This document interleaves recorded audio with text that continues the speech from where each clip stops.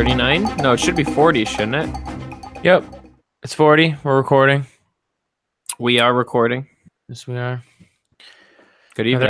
Another episode of Three Bros where we get triggered by things that we read during the week and talk about it. Correct. And yeah. it's pretty exciting. Oh, sure. Yeah.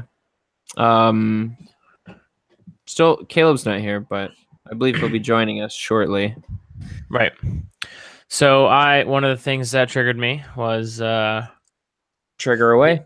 Oh, sure. I'm pretty sure it triggered, or at least it seems like you never want to say that the media is representative of people, but it seems like a lot of people were triggered by the family separation thing. Yeah. Well, so I've got a couple specific questions to spur conversation about it. That are more direct. If you're, and this is my question to you, Chad, if you're the Trump administration, why do you do this? I think they said it's because they believe it'll deter. Deterrent. And so, yeah. Right, deterrent. So my question to you is like, do you believe that? Are you saying? Well, because I'm asking. I'm not sure what you mean to imply. Well, I just want to know what you and Caleb think as far as like. I do think it's a deterrent. Okay, I think that they think it's a deterrent, but it's also a pretty cruel thing to do. I mean, in terms of dealing with people coming across illegally, this not only looks bad, but it is pretty bad. Like, there's better way if you want to deter illegal immigrants. There's better ways to do it. You know what's interesting though is I read in that Times article that you posted that what these people are doing is they're coming across the border and then they're claiming asylum. Right. They're not necessarily illegal immigrants. That doesn't make them illegals, technically speaking, in terms of like just how we deal with these things in a humanitarian type of way. I know the UN in particular has a set of rules and not regulations, but rules about how to approach and deal with people that are claiming asylum in your country. Because you have certain obligations to at least process these people and listen to what they're saying. If you're part of the UN. Right. And Jeff Sessions and Donald Trump in particular seem to be saying, fuck that. But Trump ended this, didn't he? Wasn't this a story yesterday that Trump signed an executive order that... So that's why it's kind of interesting that we waited till today to chat about it, because I know, because we posted about it before this happened. So I'm not really interested in talking about like the way Trump approached it and how, he said one thing over the weekend and then now he reversed it and totally now made it so that it's not that way anymore. Like, who cares? Like, that's what he does. He's flimsy. Okay. He panders. So what do you So basically I kind of want to try to understand why anybody would think that doing this,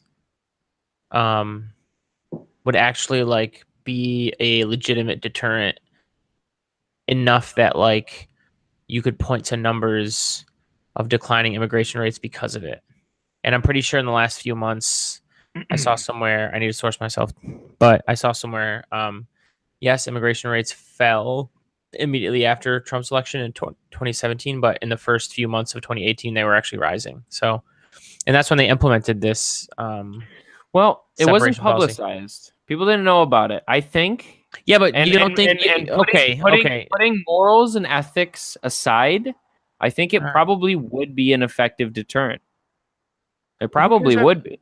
Who cares if it's not publicized? The community of the small community doesn't know about it. These people making these tracks up from South America. Well, hang on. Just because Chad Dunham or Cyril Dunham didn't realize it here in like New York. Sure. Like the small knit community that is trying to cross into the country doesn't chat and talk about things and not figure out things after a few, just because we haven't heard of it, we can safely make an assumption that they know about it. No, but come on, let's at least dabble in semi-realism here. I mean, it's only been going on for a month, semi-realism, a little bit more than a month. Being I bet you these people don't know. I bet you that if the Trump administration did this long enough, that it would probably deter illegal immigrants or people claiming asylum or whatever it is. Again, I'm not saying that makes it right by any stretch of the imagination. It's still kind of a fucked up thing to do, but it would probably work if we're being real honest. Is all I was saying. And this was Jeff Sessions' brainchild, right? Like this was his policy. Yeah. What was it? A month? I think it was April, or is April? I think they started this, or late April, early May. They started enacting this policy of whoever steps foot in America is immediately going to be arrested and prosecuted, and because you're in prosecution, legally your children are taken away from you. They're separated from you. Whereas apparently the Obama administration would give these people a court summons, would let them in and sort of monitor them, but then, and I guess this is what the grievance that the Trump administration has, these people wouldn't show up for their court summons. They wouldn't go through the process. Right. But again, that doesn't mean you have to separate children from their parents. That's like an especially cruel thing to do. Right. I mean, even, and again, I get really frustrated, and I know that it's because other people are coming from a place of frustration themselves. Mm-hmm. But when you're talking about even like 12, 13-year-old children, a lot of them are 10 and under, but even when you're talking about young teenagers or older teenagers, it's that's got to be so.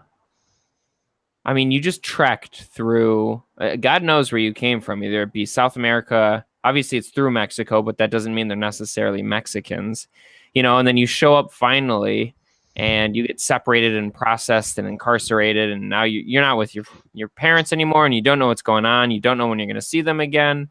I don't know how much they're telling these kids, There's got to be, if you want to deter immigration, there's got to be a less visceral way to do it. Especially something that so quickly received international condemnation, especially from his own wife. Did you see that? Yeah. Ivanka, she had tweeted personally. Wait, that's not his wife. Don't be weird. That's his daughter. Sorry, what's his wife's name? Melania. God, I'm sorry. So Melania had tweeted personally that she was not a fan, more or less, of this policy. And then days later, he ends it. So it makes you wonder if Trump is pulling the strings on that, or if Sessions was doing what he wanted, and then Trump realized that this is horrible publicity for himself and America as a whole. I don't know. Right. Hey guys, how are you? Caleb here. Yeah, I did see you join. I just wanted to finish my train of thought there. Oh, I didn't want to break you up of your train of thought. Welcome, dude. Welcome. Well, the assumption here is you guys are talking about the separation of the children from the families. That is correct. And I haven't heard anything you said up until the last minute. Now my assumption here is we're on the same page and agreement that taking children away from families is probably a terrible idea in general. Well, sure. No? Yeah. Okay. I mean, if not, yes, of course. Yes, all the way up to the point where apparently certain groups of people will claim to be the parents of other person's children so that they can. Right. So the argument is that there were people lying about who was family and who wasn't, just to keep people together and to keep them from being processed or incarcerated, I guess, which is the argument against. But so that means you're going to punish a whole bunch of families because if you know what I mean, it's. I think we're agreeing. I'm with you there. My question though, right? Is we're all in agreement of this, but over the past decade, how has America dealt with immigration? I don't know. Pretty honest, I don't know. In my opinion, it's been pretty shitty. And it comes up so often because it's such a big topic. A lot of people want to come to America. That's just a fact. Sure. Whether they're trying to escape gang violence or just look for better economic freedom or of opportunity, maybe right. That's what they're here for. And yet, after so long, this is what we have for any type of resolution to deter people from coming to this country, like, is really disappointing. It is Really disappointing. You know what I mean? It's like Jeff Sessions said, a lot of people are coming across. What's the worst thing we could do to really deter these people? But my point is that I also feel like, not to defend what was done, but the feeling right now for me is well, something different at least. Like, what have we been doing? We haven't been doing shit. Well, I don't know that we've not been doing anything, to be honest. I mean, do you know for sure that we've not been doing anything? I know the fact that nobody on this right here right now can tell me what we've been doing. I would have to assume it hasn't been very good. The only thing that doesn't mean anything. You could just not be aware of a situation. Sure. I mean, Obama. A lot of people don't know that Obama deported quite literally, I believe, 3 million illegals with criminal background histories. It was. I should probably Google a source on that, but it was millions of people, I believe. So I'm all about. But as far as I know, sorry if I could just finish that train of thought. As far as I know, and this was mentioned in the New York Times article, and I think I already mentioned it in this recording, but the Obama administration, what they would do when a family came across is they would be given a court summons, and they would be monitored, but those people wouldn't necessarily show up for their court date. Mm-hmm. Whereas now the Trump administration is saying, okay, well, you're being incarcerated because what you're doing is illegal. And then because the parents are being incarcerated, the state now has to take control of the children. Mm-hmm. That's as far as I know. I don't know that it means our policy before was necessarily horrible, but sure. I'm probably a huge stretch there, and I accept that. That's very true. My frustration, though, I guess here is that, yeah, by no means do I support what the Trump administration or Jeff Sessions tried to do to deter immigration. My point here is that we've gotten to an area in our society where, and let's be honest, a lot of people, I felt like, voted Trump in on his immigration policy as well. Like, let's, quote unquote, protect our country. Right. That's why they were all about building a wall, right? Protect our borders, build a wall. You can't build a wall, so their thought process is well, so many people are want something done about immigration. What's another way that we could do it? And although a very poor idea, I guess I feel like it points out the fact that, like, we really have a really shitty immigration system. We really do. And I point the finger personally to everyone in Congress because they've just been punting the can down the road. Oh, well, they can't agree about it. They're so gridlocked they can't actually make any real So the question then, and I know this comes down to a lot of our subjects is there should be, I feel like, after so many years of a gridlock of some sort, like, I feel like you should just be able to clean house. In Congress specifically, Again, I'm somebody who's in support of term limits, but this is a prime example, I feel like, of shit like this. What's the objective here? I think term limits. Going to continue to kick the can down the road for what? Like, nothing's working. I shouldn't say nothing's working. That's a gross overstep of what's happening, but at the same time, like, this is obviously a really important issue to a lot of people. And this policy was put in place when? April 7th, I think they said on CNN. So I think the more secure... Since April 7th, 2,000 children. Again, what does that say about what we're doing here as a country? I don't know. What does it say?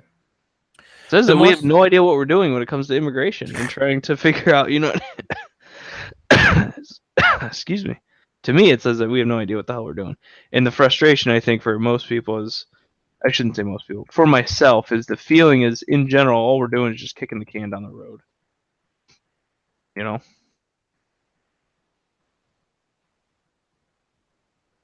Sorry, sir. Did you have something? Well, I was going to say the more secure you can make the border, the more you can have a legitimate discussion on immigration, because if you can secure it, then from there, it's really not that difficult. It's just the problem of people still being able to get in. Which is why I think a lot of people are in support of a wall. No, but a wall's not. A wall is. I'm not saying it's the way to do it. I'm merely stating Oh, that sure. I believe Right. why a And lot of that's people right. I were think in that's right. support of that Sure. is because immigration policy is important to them. I see. I understand what you're saying. Whether or not it is a solution, people Right. see it as one, and I understand that. But that is so expensive when you can just I agree. use sensors and drones. No, I'm with you. Right. I'm So with you there. I think if you did it that way and you could really keep numbers like really low all the time and catch most people, then the conversation gets better from there. So I mean, not to get yeah. Well, I was just going to say not to get too sidetracked, but as far as I know, most of the people that enter the country, that are in the country illegally, arrived here either on a tourist visa or a work visa Sure. and simply overstayed their welcome. Yeah. You know what I mean? Like that's Sure. isn't that a good portion of legal immigration rather than actual people trekking across the border on foot? So Sure. So instead of spending that kind of money on building a wall, why not spending more money on the enforcement of our visa policy? Sure. You know, yeah. Then you've got people who scream. I shouldn't. Again, I'm grossly over exaggerating, and I apologize for doing that. But people screaming how it's not fair. Like, why would you enforce the policy on people just trying to live in America? Well, that's reckless. That's a group of people I don't want to talk to. I agree, but there are unfortunately those people out there. Just like there's of course there just are. as many people that are like, hey, let's build this wall right quick. I don't care how much it costs. Right, and as you know, I more or less keep my thumb on the pulse of Breitbart article comments, and the thing I have to preface that obviously because this is like nowhere like near being- representative of the right as a whole. But like YouTube comments, that's just no, don't why. Right. Or, well, keep the thumb on the pulse. But what I see, pulse. You're keeping your thumb on the pulse of trolls. What I see these people characterize people on the left a lot is sort of as an open borders, anybody can come here as long as you can get here type of attitude, which is not true at all. I think most people on the left don't want a borderless North America, and we understand why that would just not be good. It just wouldn't work out well. So, I mean, I feel like most people are on the same page in terms of, hey, we need to enforce our borders. You know, any sovereign state should be able to enforce who's coming in and who wants to leave and who's living there. So any good nation wants to spread its wealth as much as possible, right? And ideally you're trying to reach a limit where you can share enough amongst enough people, but before you start taking from the people that are already there. Well, and also before you stop demotivating people, right? So you can't just have no borders anymore, especially with huge poverty-stricken nations, because then those people will influx into areas that have, and you'll strain it. Now, everybody wants to see people be helped, given second, third chances. As long as you are living and breathing, I want to see you have a chance if you're willing to take one, right? I think a lot of people can agree on that. Maybe not everybody, but a lot. But you can't help everybody. Like, you have to stay in a world that's realistic. Of course. And like I said, if you strain the system by just flooding a large community with no borders, like nobody's like, that's ludicrous. Yeah, who's that's for ludicrous? There's very few people that I've ever actually met or talked to or seen that are just advocates for open border. That's ludicrous. And I would consider myself left-leaning. So, and I don't think that those attitudes, I've never found those attitudes on anybody who was inclined to be left-leaning. So, really? I would feel like that's a very much a left-leaning thing. Just completely open borders. Yeah. You think that's common on the left? Not common. I'm saying if that is something that you believe in or want, the likelihood of you being more or less of a leftist is high. No, I'm not saying that attitude doesn't exist on the left. I'm saying it's not representative of the left as a whole. Gotcha. Nope. Right. That's where I was confused. No. That attitude is there. It's just few and far between. Right. Absolutely. A lot of people check their realism. They're like, hey, listen, this doesn't make sense. So, I mean, it's one of the most common sense things there is. Right. If I lived, as shitty as this is to say, if I lived in like the favelas of Brazil, of Rio de Janeiro, and I had a chance. Somebody said, all you have to do is cross that border, and they're a really rich country, and they have open borders. It's going to happen, right? Like, if you make it way more accessible, people will flood in. And that just doesn't work out. As unfortunate as that is to say, all you're going to do is derail that larger community or that larger country. I mean, we've all seen Germany take on 1 million plus people, and we know that they're not having an easy go of it, regardless of who those people are or where they come from. It's just difficult because you're taking away work. But crime is down 10% there year over year. Crime is down 10%. Correct. Let me source it. I mean, kind of random fact, but that is kind of. I wasn't associating refugees with crimes. I don't think Chad was doing that. What I'm saying is that in terms of just purely economics, it's unhealthy. And also I would argue to a greater extent in terms of a country being sovereign or having a strong cultural identity. When you flood that with a bunch of people of a different culture, what you end up doing is creating these small communities, these pockets within your country, and then those communities will start infighting. Like if you try and take on a bunch of people, we have that now, right? I know, of course we do. Country. Yeah, we suck at it, but that's not because that has more to do with. I would say in most countries we're probably the best at it, just because we've dealt with it for so much longer. Well, I don't know if that's necessarily true.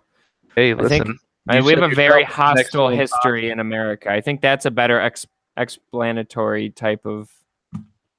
Like that's the reason why there's a lot of communities that are have their own sense of who they are instead of a greater sense of being an American, is because we, as a society, mistreated a lot of these groups of people. You know what I mean?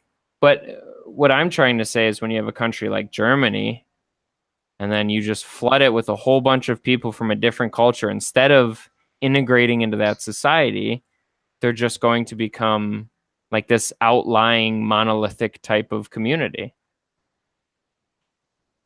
I mean, it's hard. It's really hard. I think that's right. I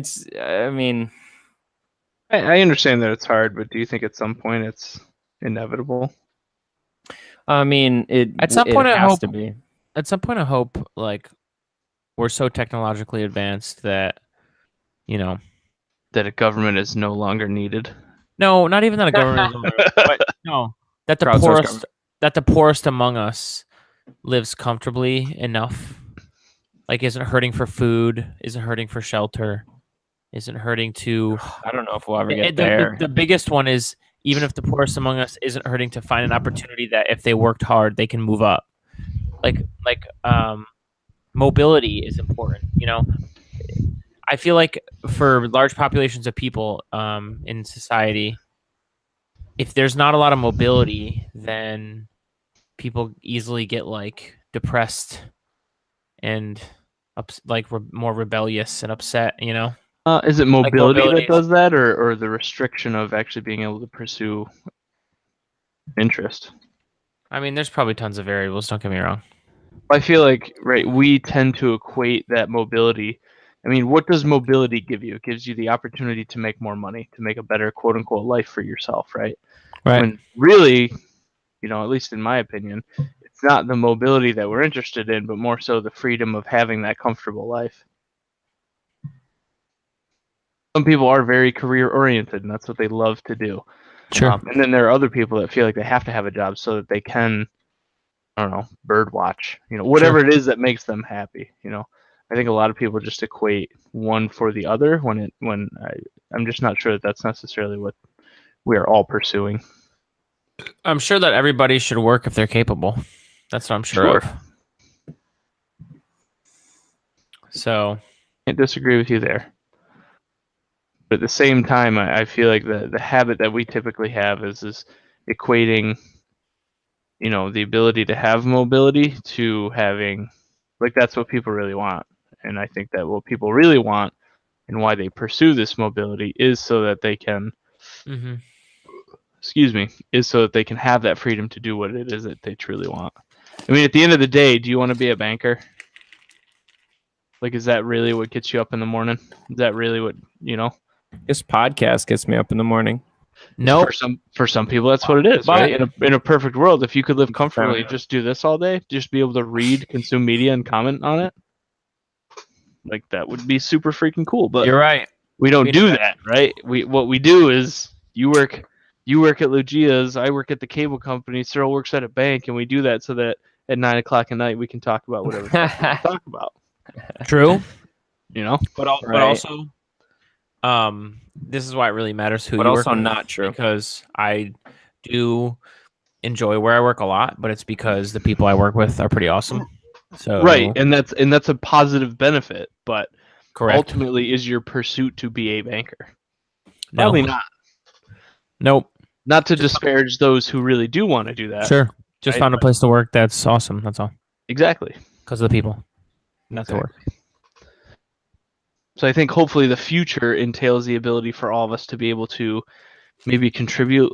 I've heard of books out there. I should really read one of them. But like the 10-hour work week or the 20-hour work week, right? The average American, I have to assume, works more than 40 hours a week because I know a ton of people that have 2 jobs or whatever the case may be. That is accurate. Actually, Americans are one of the most overworked cultures in the world. And why is obviously that? Japan is like, probably. What do you think it is? Capitalism before we put people in America. And I'm not saying that that's the wrong thing to do. I'm saying we could just balance it a bit better.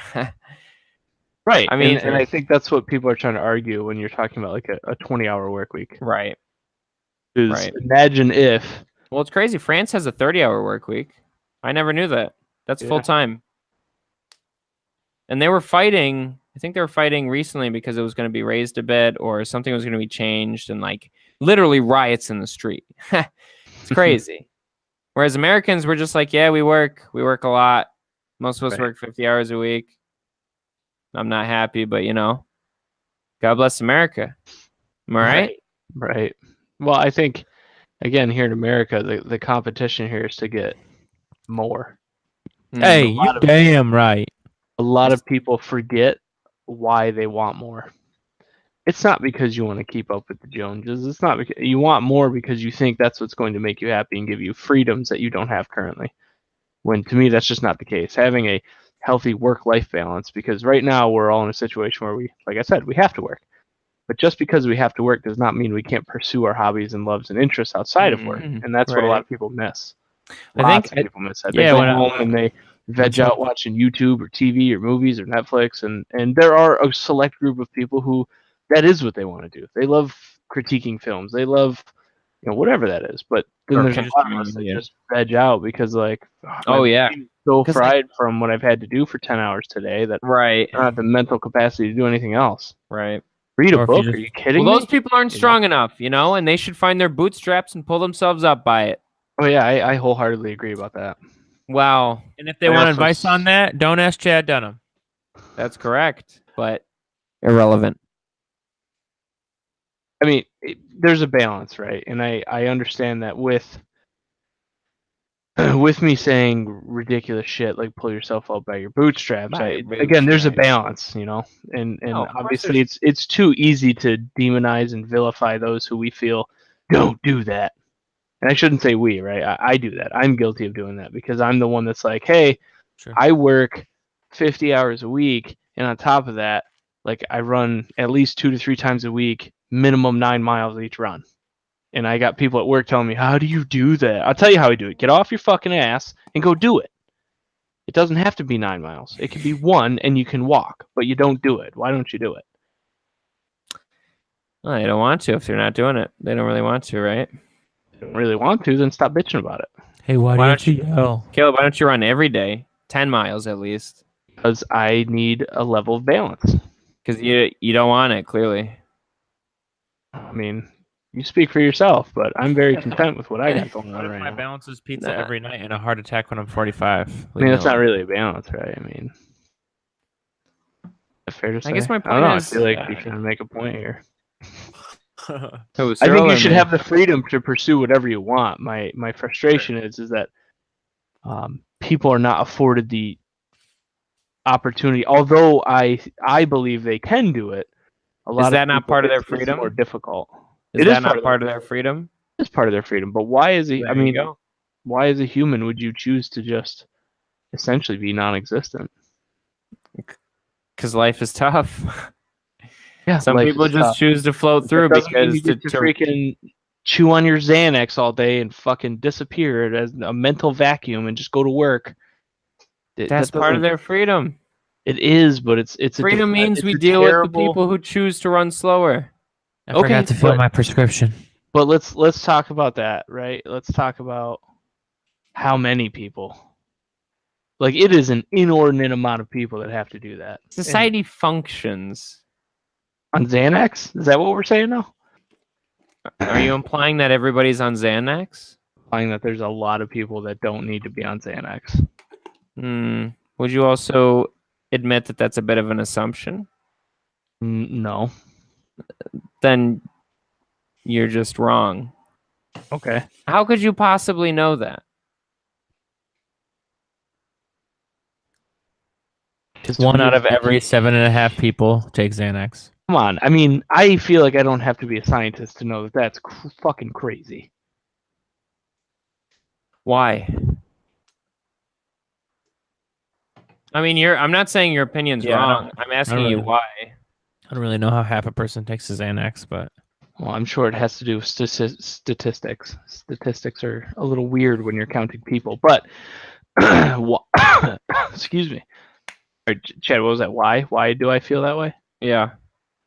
No, I guess I feel like throughout human history, like we've gotten to this point without a shitload of Xanax, and a lot of people that are on Xanax,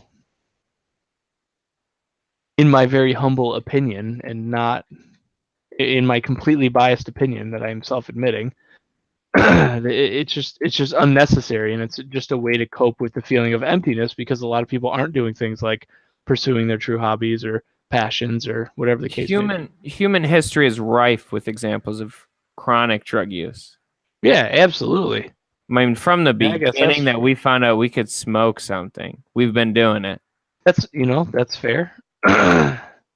But don't you feel like to a large degree, now that we've gotten to the point where have like insane levels of chemistry and we're understanding more about the human mind, that we're, instead of using that to find ways to give people purpose and meaning in life, we're just finding ways to numb the overall pain? I mean, what would you suggest otherwise? First of all, economically speaking, it's probably cheaper to subscribe somebody a prescription rather than it is to assign them a life coach and some also who benefits advice from that prescription. But wait, right? That's to be fair, how much money do they make from it? Shitload of money. It's probably at a 700% markup. And to be fair, I would agree with you that I do think we overprescribe, but I think that you saying you don't fucking need that or pull yourself by the bootstraps is not nearly the beginning of the answer that a lot of these people are looking for. It's obviously not but that how do simple you know for that? them. I mean, I know that I've had personal experience with a few of my friends, but I also know that. Wait, I know what in particular? That's not the answer. How do you know that is the answer? That's what people need to do. I'm not saying that's the answer. I'm saying that's what you're saying. No, all right. I think we got a little sidetracked here for a second. What I'm saying is that there are a majority of those people I feel would do better from pulling themselves up by the bootstraps and figuring it out and testing life and trying new things. That's what I'm saying. And it sounded like we're saying the opposite. Correct. Well, no, not necessarily. But what I'm saying is, I guess what I'm saying is if people go to get prescribed something to help with their anxiety or depression, it's obviously because they haven't found any good answers elsewhere. Well, okay, valid point. But I So feel you're like saying just pull yourself up by your bootstraps, just organize your life, experience new things. But you're saying like, oh, you need to get a life coach. Well, I mean, there's plenty of books out there. There's plenty of YouTube videos that are free that probably can help you. If you couple using a drug like that with an action plan of what you're going to try to do to eventually wean yourself off of said drug, I can see that. That makes sense to me. But in my experience, that's not what happens. yeah, but I think you're completely underestimating what depression is then. If you're saying just go out and do these things. I'll tell you what I'm saying. I'm saying that with depression, I have seen, from my own perspective and from what I've seen in my own friends, that a much more healthier alternative is to get out of your house, is to do something, get some sunlight, get outside, do something. I get put that. together a puzzle, do a Sudoku, run. I don't know what it is, but find it. My point is, though, is that obviously these people are going to prescription medicine is because either they haven't tried at all or they've tried and they've found nothing good. And so why is there so much Xanax prescriptions in modern day America? What? And to be honest, I'm pretty sure it's a bit of a chronic problem across first world countries in this day and age. So why? There has to be a bigger answer than, oh, you're just not looking at enough in life. Surely that doesn't explain everyone. Why does it have to be more than that? And it doesn't explain it. I never meant to make it sound like that is what everyone needs to do. What I meant to make it sound like is that more people... Okay, the majority of people that you think should have better avenues of opportunity than that medicine. What I'm saying is that a lot of people, in my experience, don't couple using the medicine as a way to get to the end. They're using that as the end. Well, this is all I can do. Right, just cope. Is what you're saying. Right. And there are people that may need to do that. They may have, chemical imbalances in the brain that make them susceptible to be constantly depressed. And I understand that and I acknowledge that. What I'm saying is that 1 in 7.5 people is fucking nuts. Yeah. I don't know, man. I mean, what's that number for America?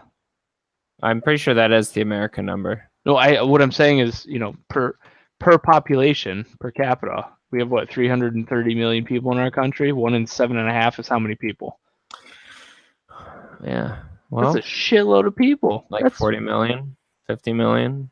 That's a ton of people, no? Wait, where are we getting those numbers from? Well, 330 and then 1 in 7.5. I don't know. I'm not good with the numbers like that. I was just doing a rough estimate. I don't. Where are you getting 1 in 7.5 from? You said. I was totally fucking around. Oh shit! I thought you said you lightly. No, I absolutely did not. I just amazing. I lobbed a fuck grenade in there. Wasn't aware we were spreading fake news this episode. We should have just called this the fake news episode. Apparently. Both your points still stand. Relax. What? No, I think Chad's pressing very hard to say why isn't it? And I get what he's saying. I'm saying it's become, and we've seen this, it's become more of a chronic problem, and it's been increasing a lot in the past 10 to 20 years. So there has to be a better answer than you're just not choosing to experience life. There's something's going on here. Something else is going on here. Yeah, I think why do those numbers change so dramatically? I also think human beings in history, and even till today, if they need to rise to a challenge, they will. But if they don't, they necessarily won't. So, as we make life easier, I know that's what I think it is. As we make life easier, purpose is getting lost. It's a problem of privilege. Yeah, life is easier, consume more. It's as a problem of privilege. Is it not the easiest thing that you should be able to fix? You are so privileged that you can go and run a marathon, and it not be about finding water or food. I think what it is when you're not fighting tooth and nail for your survival or for your family's survival. But as there's a special kind of person, discipline for that. Right, but as a privileged type of person, it is easier for you to be able to put yourself in that situation. Right? Well, no, because you haven't had to do it. You haven't had to fight tooth and nail. You were born into privilege. But you can build that. You can build that into your life. It's not that difficult. I think people just don't want to do it, and because they don't want to do it, they suffer the consequences of self-inflicted diseases. Self-inflicted. Ooh. Getting into You're dangerous trying to- waters there. Got him. Wait. You're getting into dangerous waters there. Yeah, absolutely, but that's the whole point of having these conversations. Is to Oh, of figure course, but out what the hell I'm talking minimizing about. mental illness is one thing. I mean, again, Getting into. I'm telling you. I know the group you're talking about. I'm just saying be careful. Why? I'm tired of being careful. You're talking about a subset of people who are on that type of medication that you believe don't necessarily have that chemical imbalance that would warrant needing that medication. Yeah, I think instead they're avoiding problems elsewhere in their life. Being a bitch. Okay, that's okay. Sure, But it's the same thing when it comes to it's the same thing when it comes to diabetes. That's completely, well, I shouldn't say completely, right? Same deal. There's type 2 and type 1, but my point is that that's going viral. There's a huge self-inflicted issue. Sure, but then it's not just your argument diabetes, it's my argument kind of falls apart here because despite it being self-inflicted, when they are at that point, do those diabetics need that medicine or not to survive? Yes or no? Yes, but my point here is that how many of those diabetics stay diabetic their whole life when they can fix the problem? We have the technology. Sure, you're talking right? We have the type 1. Type 1 is different.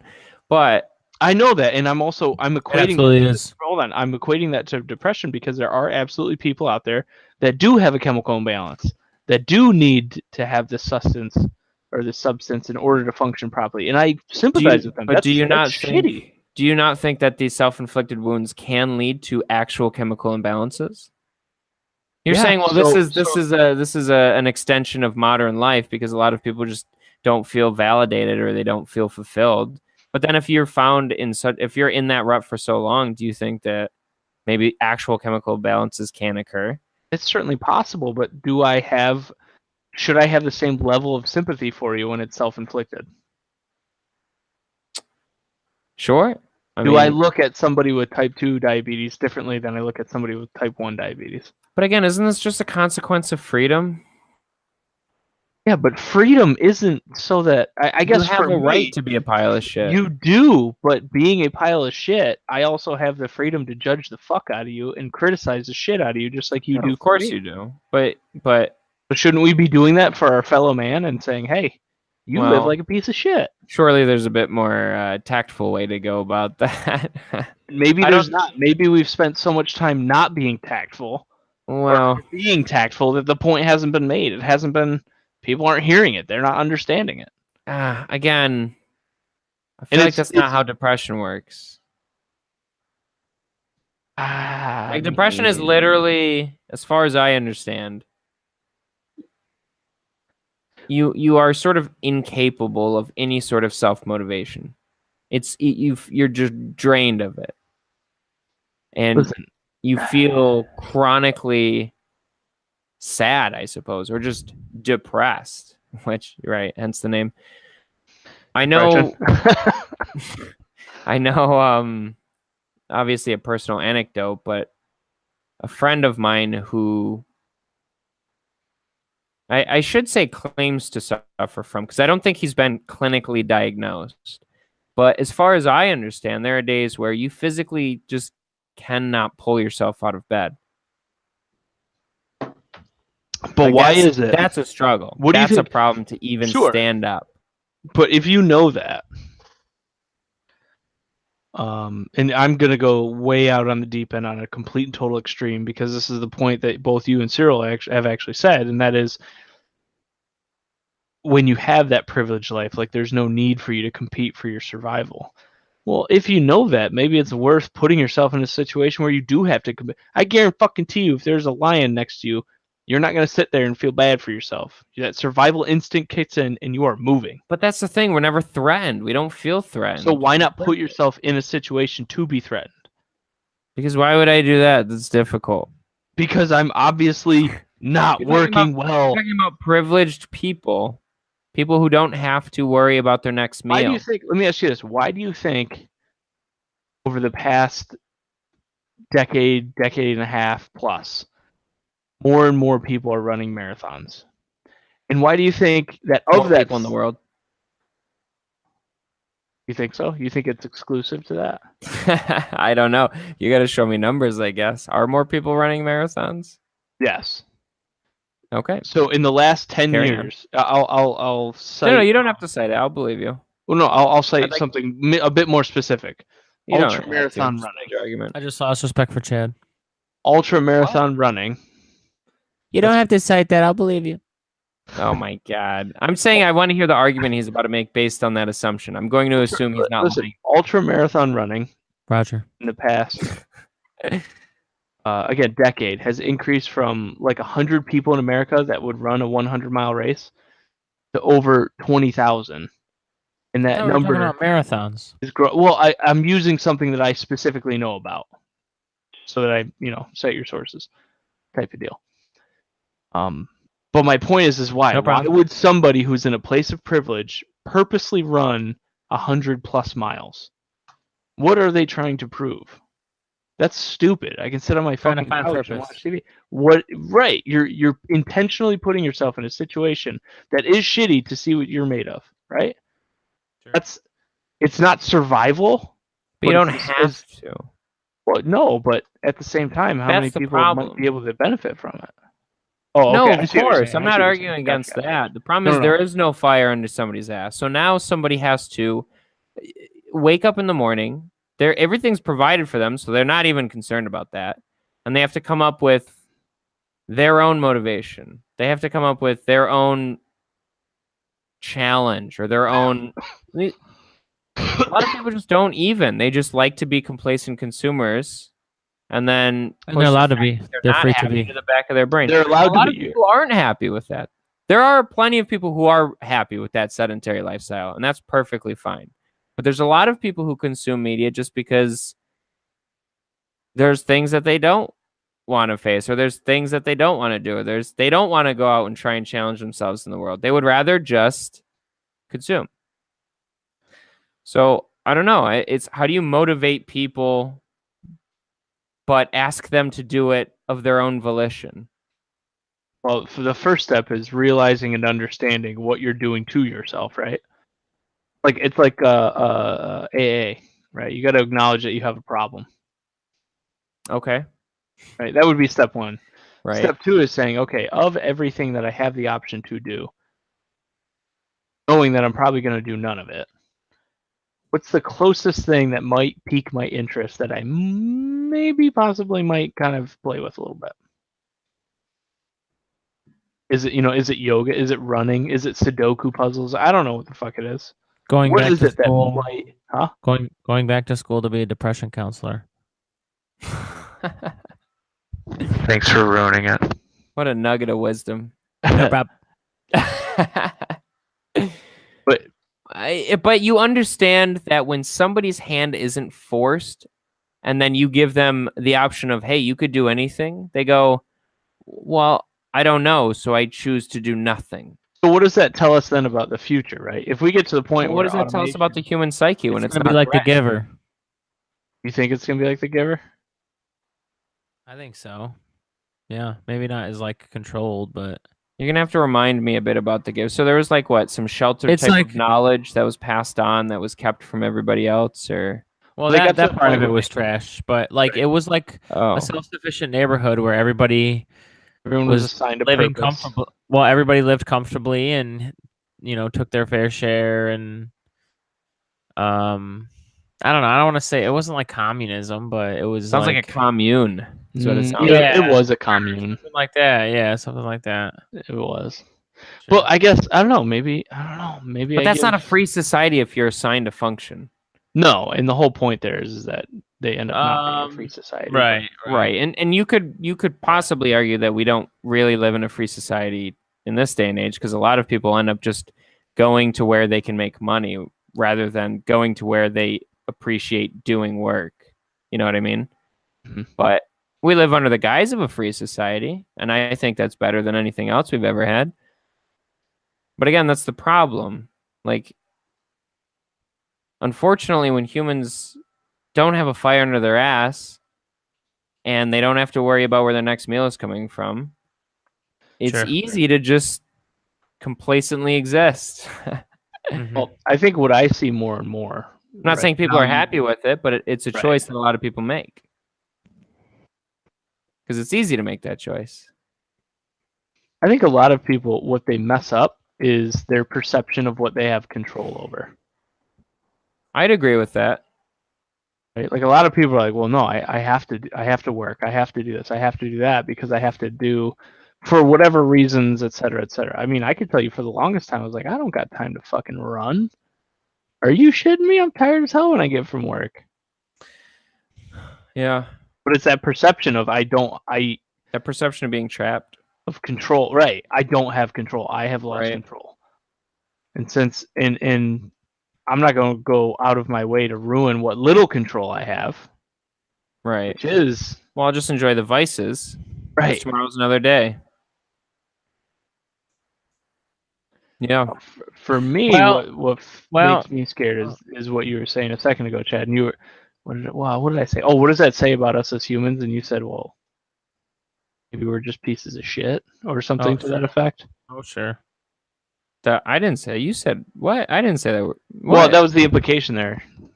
No, I'm saying what does that say about the human psyche when it's left to its own volition, when it's allowed to just not be threatened and make its own decisions? All right. Well, to me, it says we're pieces of shit. No, it means that people don't know how to make sense of the world. It means that people don't know how to make sense of themselves. There's a lot of people, I think, I've seen personally, people that well, you understand, people that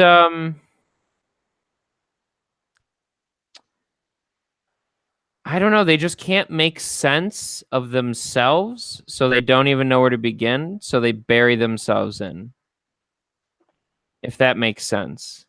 But why not go on a walkabout? Why not go and try and figure out what the fuck that is? Why not read a book and say, maybe this guy has something? Because that's tough. And steal because we don't have to steal a piece from that guy. That's literally it. It's hard to do that. It's worthwhile to do that, but it's hard to do that, and we don't necessarily have to. There's no fire under our ass. To me, what I see is the growing and expansion of these challenges that you can pay to participate in. But you do it with your friends, you do it with your buddies, you do it with somebody you trust, and that's, I feel like, where that breaking point is where you can make that next leap, that cognitive leap to say, oh, I can do this. Like this did make me happy. It was shitty, but it made me happy. Tough Mudders, to me, is a prime example. Like you do that with a team of people, and you get to enjoy that experience with team. And it's not a fun. Nobody would sit here and say, on the surface, on a physical level, that this was entertaining. Nobody would say that. But what's entertaining is that you hit a point, you overcame a challenge, you did it with people that you love and care about. I want to do it again because of that. To me, I think that's where that next breaking point is for a lot of people, and they don't try that.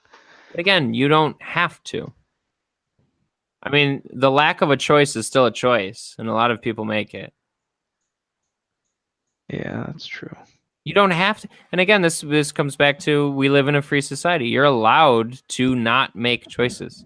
I guess for me, what frustrates me, though, is that I like to think that for humans, if left to our own devices and be able to do whatever we want, more of us would choose to do more than do less. And right now, the general feeling for me is that we collectively tend to choose to do less instead of more. Well, of course. I mean, and again, it has everything to do with context. I mean, second-generation immigrants typically do very well because you're coming from your parents who were fresh in the country, and they had to work their asses off, and you didn't have a privileged upbringing, but you had the privilege of learning those life experiences as a result. So now you're a second-generation immigrant. You now live in that country. You're native to that country, and you have the context of what it means to have it horrible and what it means to pursue something better.